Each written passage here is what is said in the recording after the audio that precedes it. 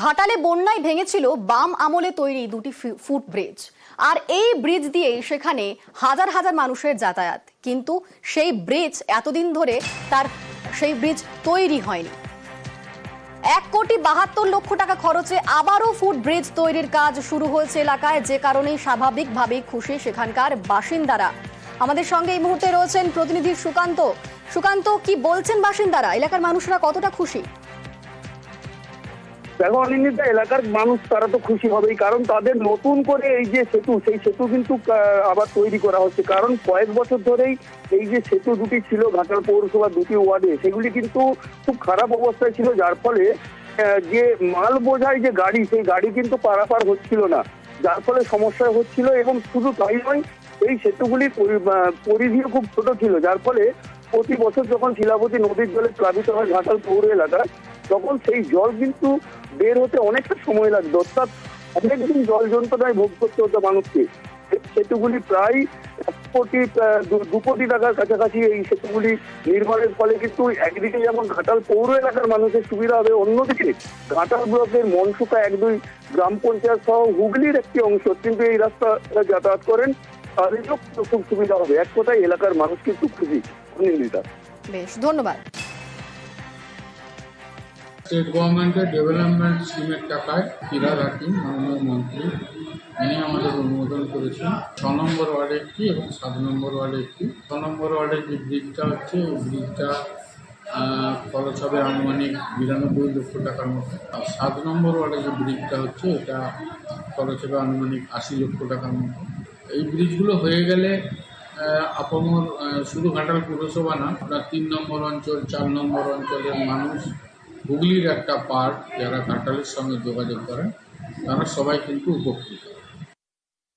পোলটা হয়ে আমাদের এই এলাকার এবং অঞ্চল থেকে সমস্ত মানুষরা হুগলির সঙ্গে যাতায়াত খুবই উপকৃত হয়েছে। সমস্যাটা এখানে জল, বন্যার জল, জলটা পাস করতে না বেশি, ঢুকতে দেরি করে আর বেরোতেও দেরি করে, যার জন্য পোল ফাটিয়ে দিয়ে সমস্ত রাস্তার ক্ষতি হচ্ছে। এখন নতুন করে পোল হচ্ছে, মানে জল চলে একদম। সেই আমাদের বন্যার জল পাস করতে খুব অসুবিধাজনক হতো, জনসাধারণ খুব কষ্টের মধ্যে কাল কাটাতো। আমাদের ঘাটাল বাজার একমাত্র এই পথ, সেই পথ দিয়ে আমাদের এক গোলা এক গামছা করে আমাদের যাতায়াত করতে হতো। খুশি? হ্যাঁ। আরএসএস দফতরে প্রধানমন্ত্রী, নাগপুরে আরএসএস কার্যালয়ে নরেন্দ্র মোদী। প্রধানমন্ত্রী হওয়ার পর প্রথম আরএসএস দফতরে মোদী। গুড়ি পাড়োয়া উপলক্ষে আরএসএস দফতরে মোদী। মারাঠি নববর্ষ, বসন্তের সূচনা, গুড়ি পাড়োয়া, মোহন ভাগবতের এক মঞ্চে থাকবেন মোদী। মারাঠি নববর্ষ, বসন্তের সূচনায় গুড়ি পাড়োয়া এবং এক মঞ্চে মোহন ভাগবতের সঙ্গে এক মঞ্চে থাকবেন নরেন্দ্র মোদী।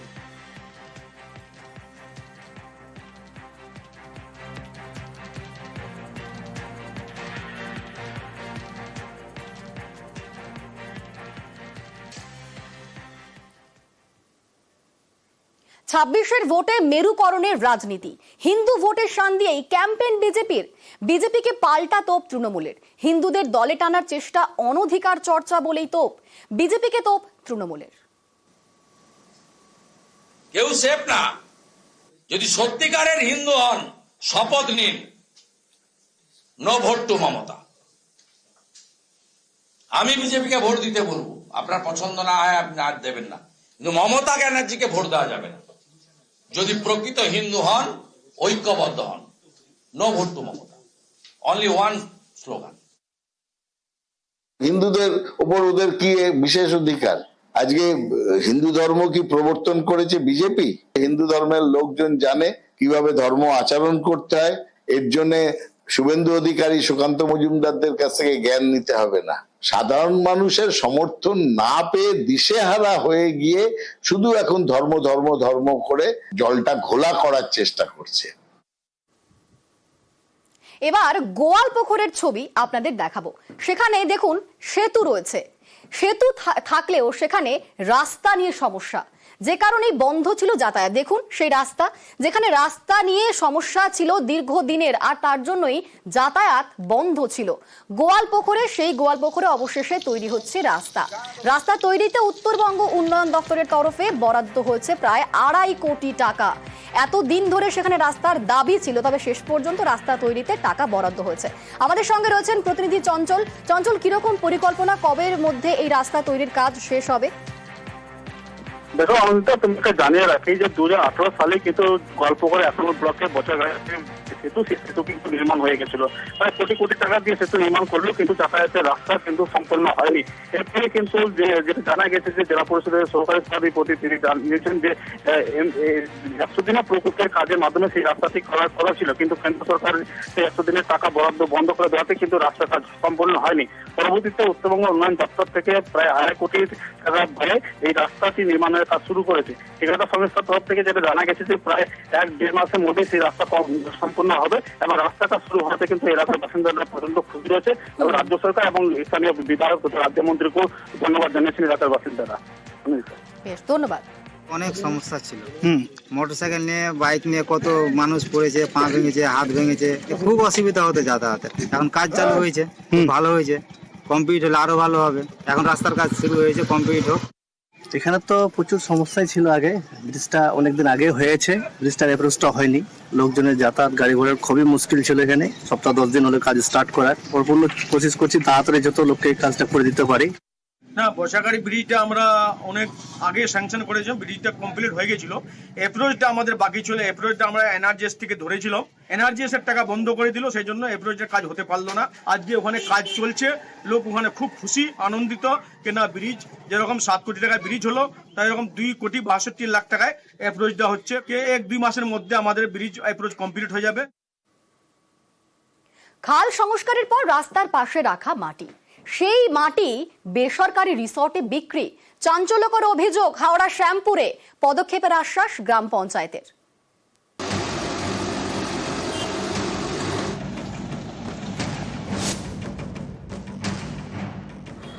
রাস্তার পাশে রাখা মাটি, খাল সংস্কারের সেই মাটি ট্রাক্টরে তুলে পাচারের অভিযোগ।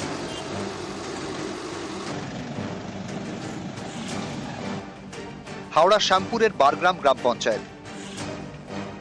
এখান দিয়ে গিয়ে শ্যামপুর রোড, বড় রাস্তার পাশে সেচ দপ্তরের খাল। এলাকায় জল নিকাশির বড় ভরসা।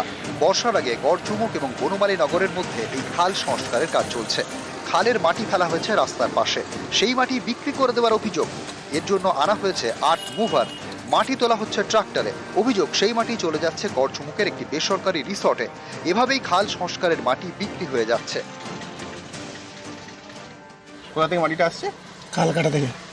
সরকারি মাটি তো, তাহলে কারা বলেছে আপনাকে ফেলতে? তারা যে গাড়ি ভাড়া করে তারাই। মাটিটা তাহলে ওই খাল কাটার মাটি ওখান থেকে নিয়ে আসছেন তো, বারগ্রাম থেকে? ওখান থেকে আসছে। রাস্তা ধারে তো মাটি? এটা সরকারি খালের মাটি আসছে তো।